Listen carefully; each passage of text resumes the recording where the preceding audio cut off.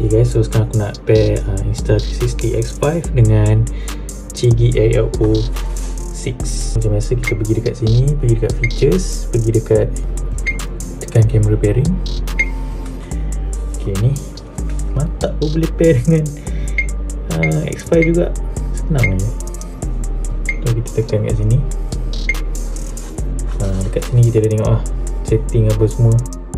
Okay guys, so ni view kalau kita pair 60 kamera. So kita dapat view macam ni lah, view kamera depan dengan kamera belakang.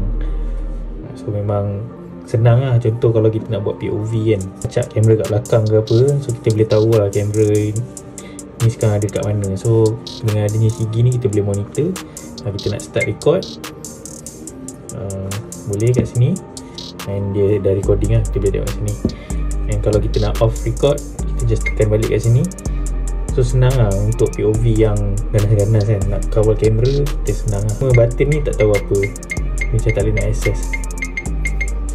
Features ni memang mantap. Chigi AIO 6. Tak sebab nak pasang kat motor.